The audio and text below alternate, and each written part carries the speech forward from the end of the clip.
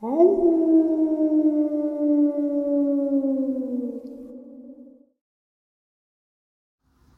and salutations, folks. I hope everyone is still doing well, and welcome to this early morning, middle of the night bonus upload. Before we jump on into it, a couple quick links. As many of you may know, I rely on Patreon, PayPal, channel membership, and the merch to help the channel to continue to grow and go. Links to Patreon, PayPal, and channel membership is in the description below. Merch displayed directly under the video. Also, Dogman Frightening Encounters Volume 1 through 3, the audiobook versions. They were written and researched by Tom Lyons, narrated and produced by me, Jeff Nadolny. These audiobooks are available on Audible, Amazon, and iTunes, links to which are also in the description as well. And finally, last but definitely not least, if you'd really like to help support the channel to continue to grow and go, simply subscribe. It does not cost a cent. Click the like button, takes half a second. If you don't want to miss out on any of the informative uploads that I put out daily, click that bell icon, and folks, please leave a comment and share the video. Why? Well, because all of these things really do help the channel to continue to grow and go. They definitely do matter, and they are appreciated. With that, I have taken far too much of your time. Let's jump in to this early morning or middle of the night bonus upload, shall we?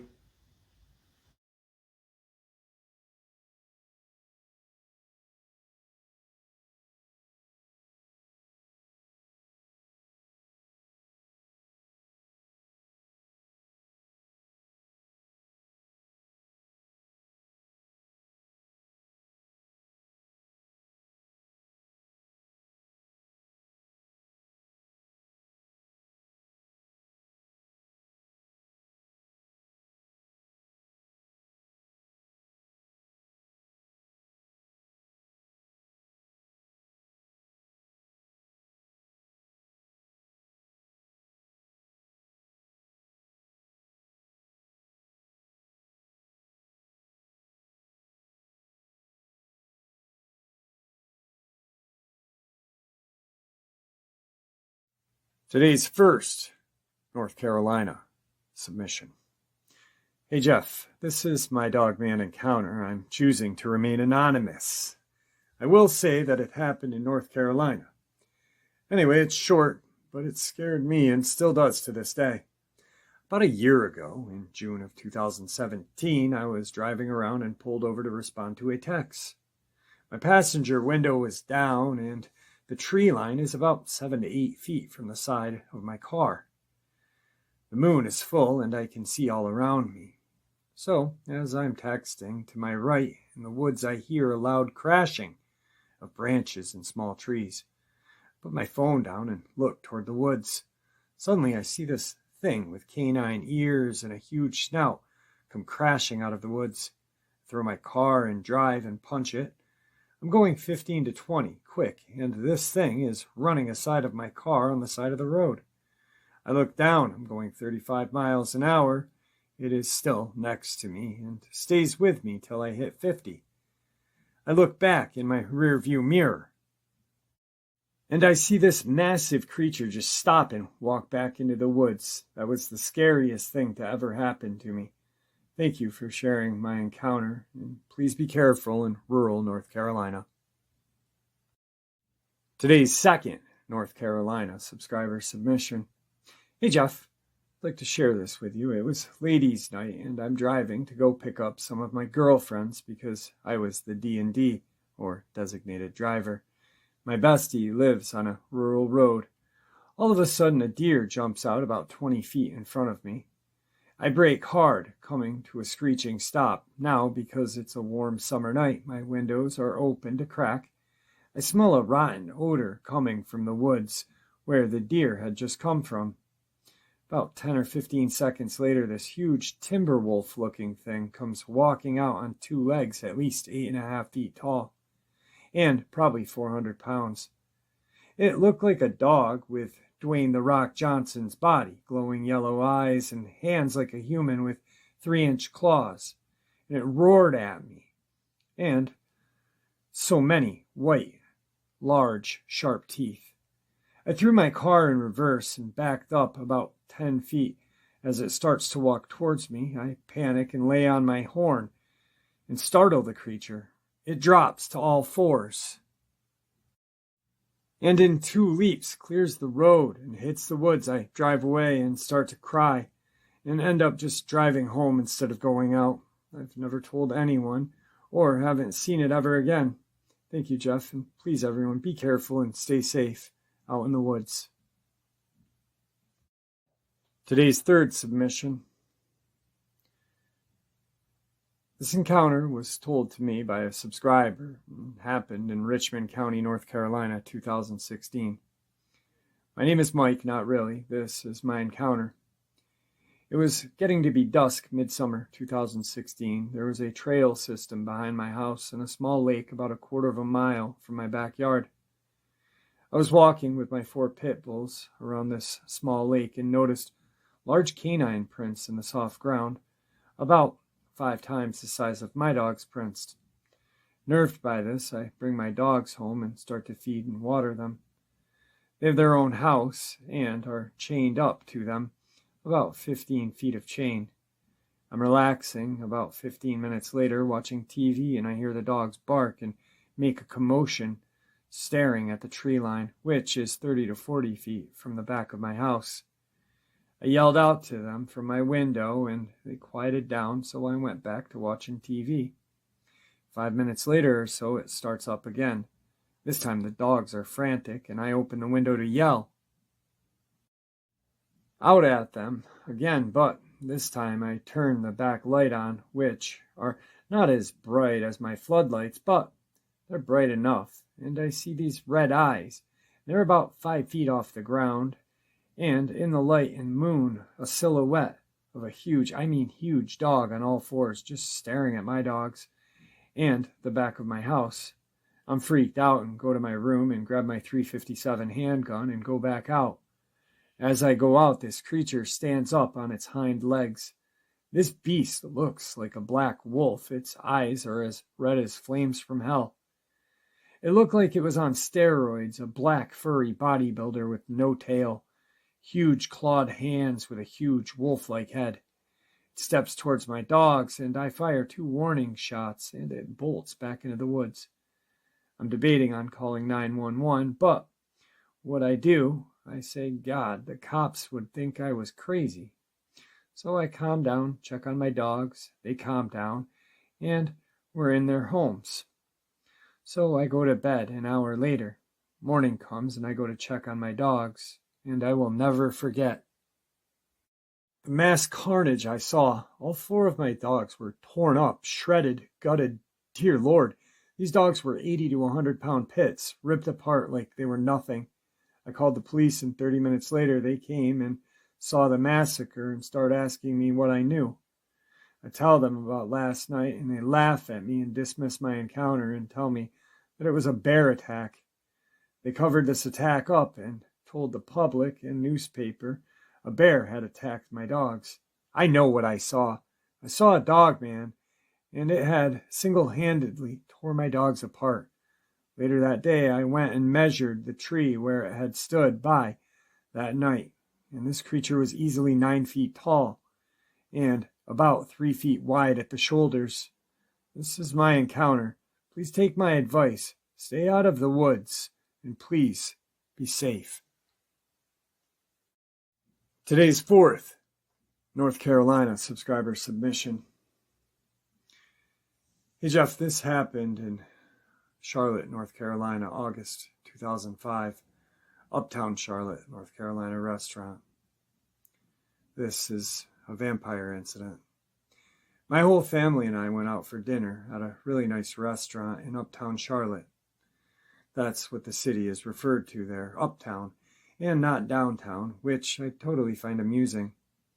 If you say it wrong, someone from there will always correct you. My daughter had invited 2 of her best friends along, who joined us as well.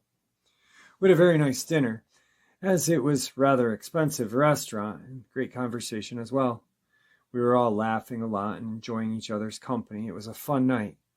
I didn't care for any cocktails and just had lemon water with my dinner instead. After finishing dinner, we started to head outside. We all decided it would be nice to take a little walk down the tree-lined street. It was twilight, but there was still enough light in the sky to where all of the street lights hadn't come on yet. It was a beautiful, warm August evening.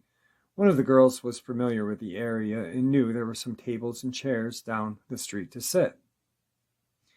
The odd thing is that as soon as we walked outside the restaurant into the early evening, I got an immediate sense of dread and foreboding, like some kind of strange after-dinner cocktail of nothing but dread. Except I didn't have any alcohol that night. I don't really care to drink much. It was all in the air, and it was strange because I never felt something like that before, and it was pretty disturbing to me, because I didn't know what was causing me to feel this way. It was an unknown and quite instant. As soon as I left the front door of the restaurant and got onto the sidewalk, I couldn't understand why I felt that way at that particular moment, but I felt it clear as anything and very strongly. I looked around and saw nothing unusual, just cars parked up and down the street, no pedestrians, lots of beautiful trees. I tried to dismiss it, but it wouldn't go away. It was hanging in the air. We crossed the street together as no cars were coming in either direction. There was also no people walking down the street on the opposite side we were going, because I looked both ways. The streets were straight and long, and you could see pretty far in both directions, no curves or stop signs either at the particular stretch of road. There were houses and buildings everywhere. None of them were huge or tall. It was a nice section of town. We walked about 80 feet from the restaurant and got to the area that had some outdoor metal mesh round tables and chairs to sit on. So we walked over to the set and had enough seats to where everyone could sit comfortably. There were no other people around, just us. The girls were quite talkative, as they always were when we got together. I noticed some people had come out of the restaurant, a few young couples who talked for a bit, then left to go to their cars parked right next to the restaurant. I could see them clearly because I was seating facing the restaurant, which is now up the street to our left about 100 feet. We all sat there talking for 20 minutes or so. Then it got darker, and the streetlights suddenly popped on. I wasn't doing much talking because I felt this strangeness and foreboding feeling around me. It was even hard to smile because I felt so distressed. And it was so darn uncomfortable. Then I noticed a man in a dark gray or black overcoat and a hat walking down the street towards us. He was on the same side of the street as we were, and he was walking slowly. After so many steps, he just stopped. Then he would continue again. I had looked straight down that street just a bit ago, and I did not notice him at all. It was like he came out of nowhere. Because right before that, I was looking down the street, and it was empty of anybody walking.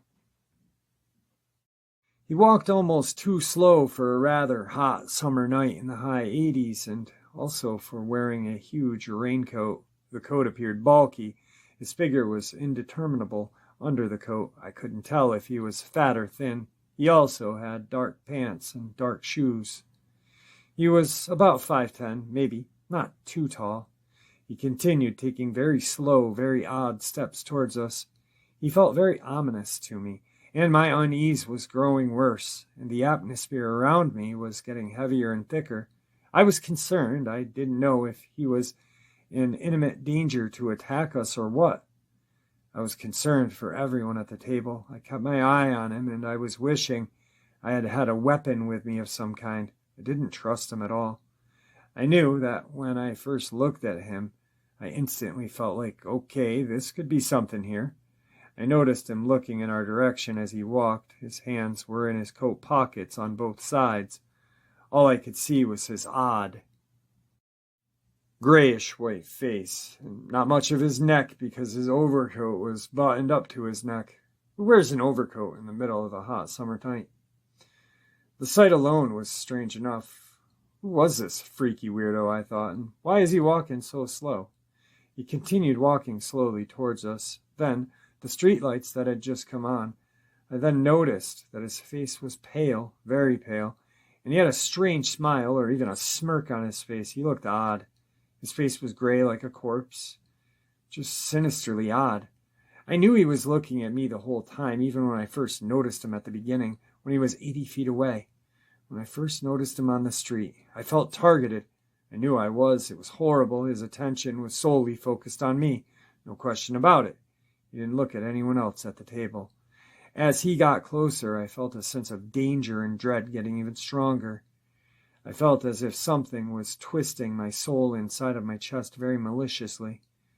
As he continued to approach, walking very, very slowly, all of a sudden he came to a complete stop only 25 feet away from us on the sidewalk and just stood there facing us.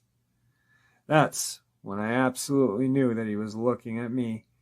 Yeah, me, directly at me. There was no doubt about it, no one else. He didn't turn his head, he didn't nod his head, nothing but stare at me. I could see his eyes and I felt it. I felt so strongly, I was so uncomfortable, I felt weak and drained. I wanted to get up and run, I wanted out of there, but my strength was waning very rapidly. I said to everyone, interrupting the conversation at that moment, "Who is that creepy guy over there? Look at that, he just stopped." They all turned and looked at him for only a second, and then just turned to each other and continued talking to each other like nothing was wrong. They couldn't feel or understand what I was feeling or how strong it was. "Who is he?" I asked. They all ignored me and him and continued with their conversation, laughing and talking. They wanted to have a fun night and couldn't be bothered with this guy. I couldn't take my eyes off of him. If I did look away, the feeling of discomfort got even worse, so I looked at him with apprehension.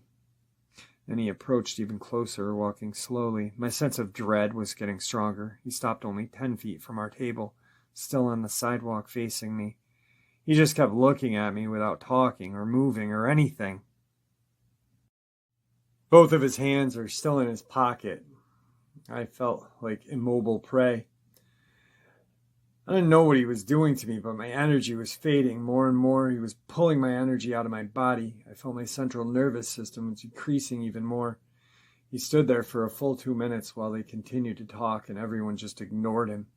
I wanted to get up and run, but I felt like I couldn't even stand up. I wanted to scream, but they'd just look at me like I was some crazy nut. I didn't want to ruin their evening either, so I just stayed still. I had no choice. I was so trapped and knew it. Then he walked a few more steps closer and stopped and stood right next to our table, and still on the sidewalk. He continued staring at me as he did for another 1 to 2 minutes. Now he was only 8 feet away from me. I didn't feel dizzy or lightheaded. I just felt completely drained of my energy. I felt close to falling over from lack of strength, almost to the point of fading out. Then, after what seemed like an eternity, he continued walking past in that very slow pace. He continued with this horrible, wicked glare, looking at me the whole time as he passed, moving past our location, turning his head sideways at me while staring at me as he continued passing by so closely. He even kept his head twisted around over his shoulder as he kept walking away until he was about 25 feet further. I couldn't look away. I was just some kind of trance. Then he looked straight ahead and continued walking. I didn't feel any better then. I felt the same. I don't know what he was or what he was doing to me. No one in my group noticed my reactions, as I hadn't been involved in any of their conversations when we sat down. It was all new to me, that feeling. By the time, maybe 10 minutes later, everyone decided it was time to leave, I struggled to get out of my chair.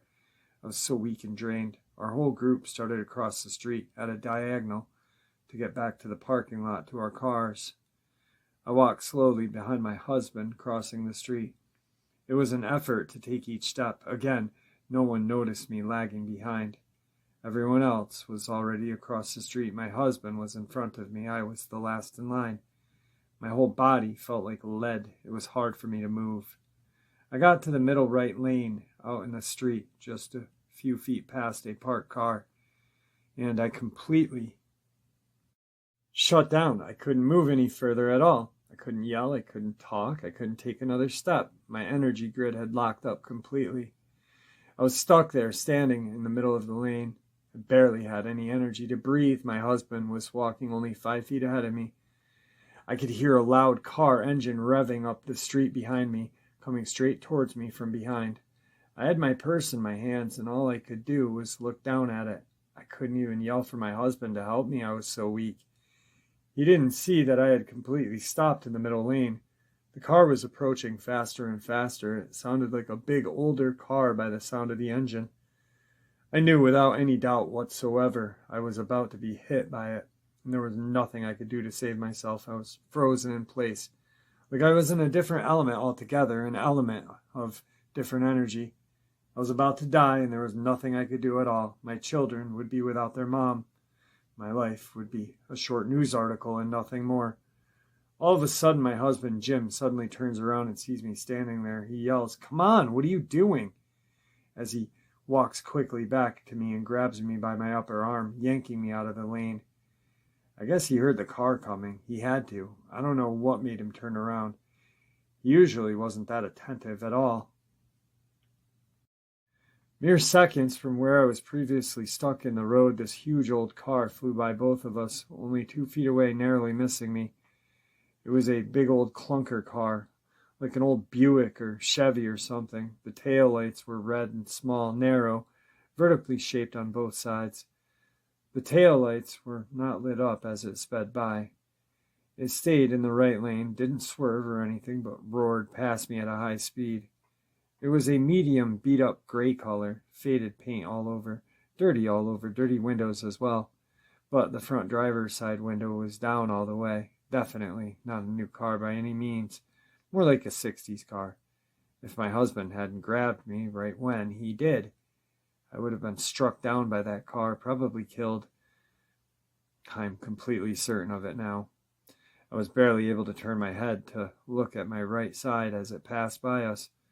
To my horror, I actually caught a glimpse of the horrid old man, gray-faced thing in the gray overcoat and hat, that had menaced me on the sidewalk just before we left the tables. He was the only one inside the car that I could see, and he was driving at the wheel. He just kept roaring up the street and way above the speed limit. The weakness I felt lasted for hours after the encounter, and by the next day I was almost back to normal, but not 100%. It took a few days for me to completely feel like myself again. I tried not to recall it. A note: I'm a former private detective for 3 separate agencies. I have acute vision. All I can tell you is that my eyes don't lie, and I don't lie to my eyes either. I don't know if any of you guys were listening yesterday. I imagine some, but I had talked about inorganic beings yesterday and how they drain and feed. I believe they live off of our fears. I know that. I wonder if they drain our energy. I wonder if maybe this was like an emotionally draining vampire or some sort of entity. What are they called? Tulupa, I believe. Tulupa. Huh. I've heard of them. I don't know if they're creepypastas or not. I know there's some creepypastas written about them, but there's creepypastas written about everything. But there's some sort of entity that drains your energy and then becomes you, I think. I'm not really sure. It's a crazy, crazy subscriber encounter, though. I know when she sent that to me first, I was blown away. So, moving on. Today's 5th subscriber submission. Hey Jeff, my name's Alice. I live in North Carolina. I won't say the town because I don't want anyone coming looking for this thing. It was August of 2015. My son and I had decided to go for a walk. Beautiful day. And we love going for walks. There's a trail system not far from our house, just about 3 miles away. So we started walking, and we passed an older couple, and they were talking. The wife was pleading, "Please, let's go. I don't like it here." Before I could ask her why, she grabbed her husband's hand and said, "Let's go now."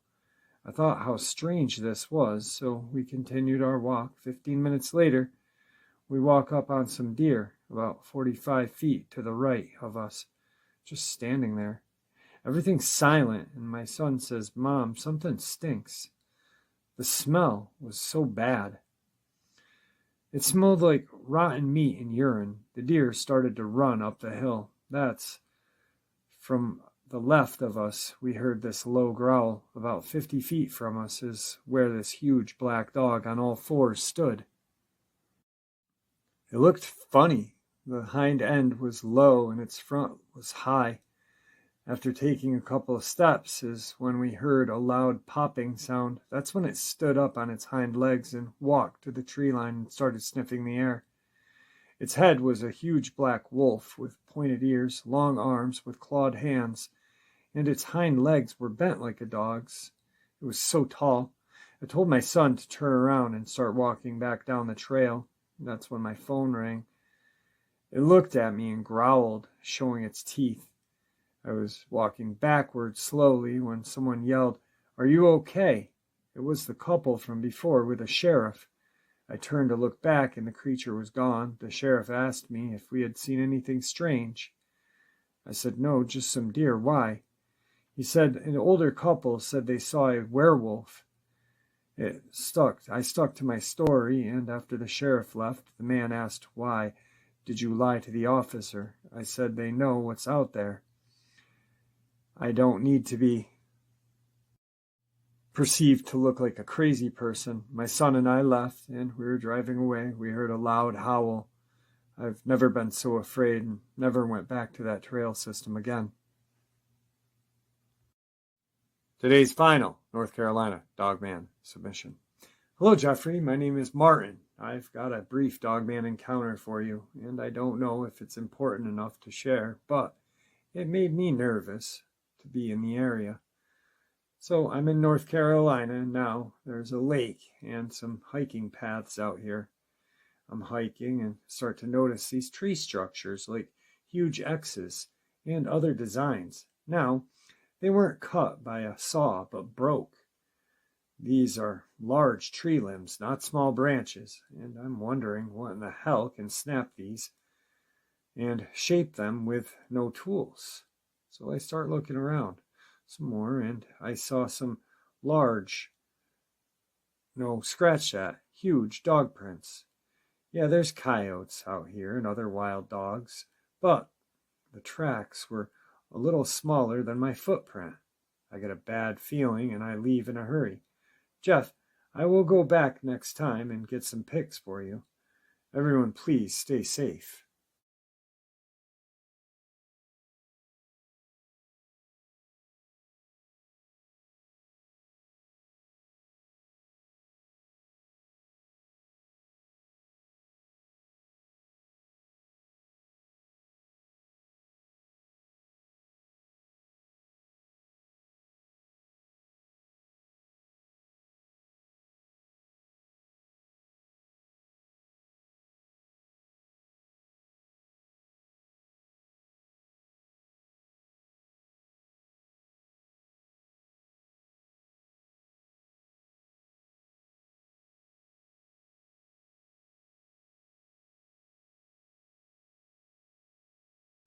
And there you have it, folks. I hope you all enjoyed this early morning, middle of the night bonus as much as I enjoyed sharing it with you, and I'd like to thank you all for supporting the channel. It is, after all, your support that helps the channel to continue to grow and go, and what gives us all a place and a chance to share our experiences and theories judgment-free. Everyone is simply treated with the respect that we deserve. Please stay safe, happy, healthy, and ever vigilant, keeping an eye on our children, pets, family, and our friends. These creatures are real. These events, well, they've happened. Share this information with those you love and care about, and it may just help save their lives someday. Until next time, never stop asking questions, never stop searching for the truth, and God bless you all.